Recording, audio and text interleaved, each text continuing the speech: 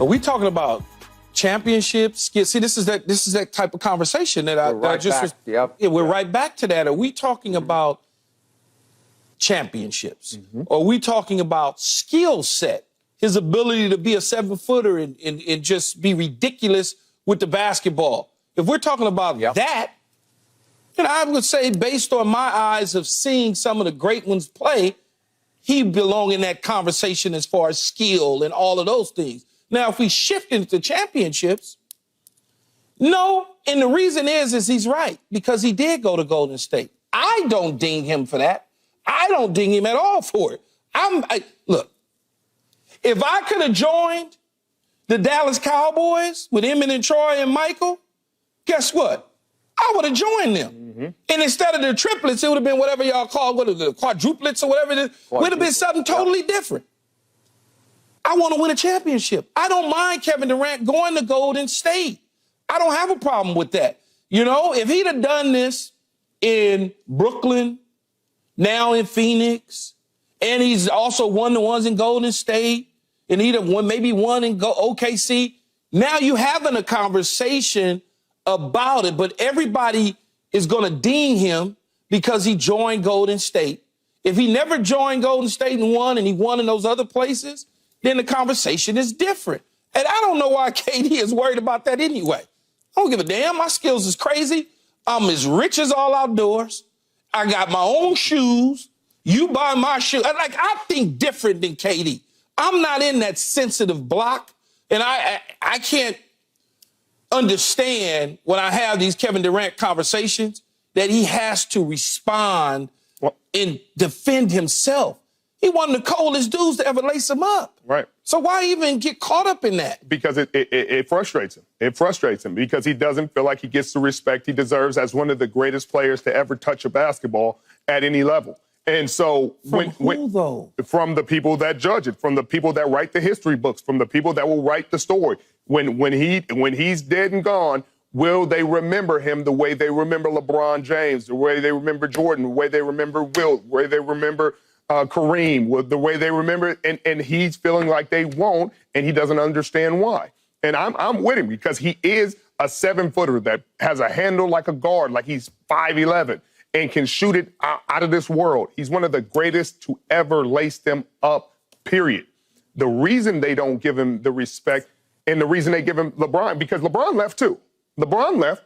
LeBron went to other teams, but when he went to other teams, he won. And when he went to another team, he won again. And that's why he's still in that conversation, because everywhere he's gone, he's won. He didn't win it initially with Cleveland. He came back, got him a ring. He went to Miami, got a few rings. Went to LA, got a ring. And if KD did that, if he left OKC and then went to Golden State, they won their rings, then went to the Nets and won a ring, and he had a chance that 1 year. He was the best player on Golden State when they was winning. No question. No question. That's why you give him full credit for that. I'm just saying, if he would have continued when he went to the Nets and they lost to Giannis and those guys when his foot was barely on the line, if he had somehow won that series and then won that championship that year, it would be a much tougher argument to make against Kevin Durant, because he would have had to wield that team on his back with no help. James Harden was gone. Kyrie Irving was gone. And it would have been all Kevin Durant reeling this team. And then he leaves the Nets and he goes to Phoenix. And if he would have gone to Phoenix and won a championship, and they win a championship this year or win a couple, then you start to have those conversations again. But that's why it's getting further and further away, because he's not getting back to those championships that he got to in Golden State. All right.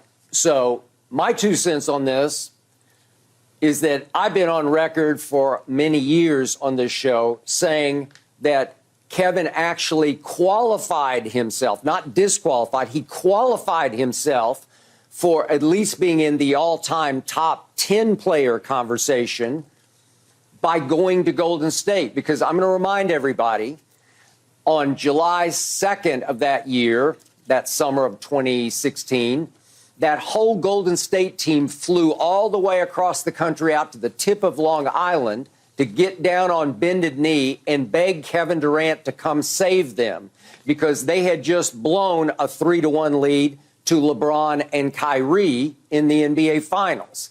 And because of that, they knew and they saw what was coming. They weren't going to be able to overcome LeBron. They didn't know what was going to happen to Kyrie, but they could see that trouble was ahead, that the only way they were going to head trouble off was they had to convince Kevin to come all the way to the other coast to save them.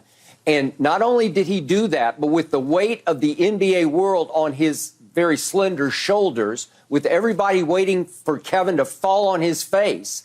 Do you remember what happened in Game 3 of back-to-back finals in 2016 and 2017? Kevin Durant went into LeBron's house in Cleveland and outplayed LeBron face-to-face, nose-to-nose, jaw-to-jaw, both those games, and tilted the series in favor of, obviously, Steph and Clay and Draymond. You can say, well, he had all that help. Well, it didn't help them to have all that help with each other the year before when they blew the 3-1 lead. So I give Kevin the highest marks for going to save Golden State, which obviously puts him in a top 10 conversation. But now if we get back to 6-0 in the finals with 6 MVPs, there's only one guy who belongs in the GOAT debate. Take us to commercial break, Skip. Please. Yeah. You had enough of this? Yeah, because we can't. This is about Kevin Durant. This is not about Michael.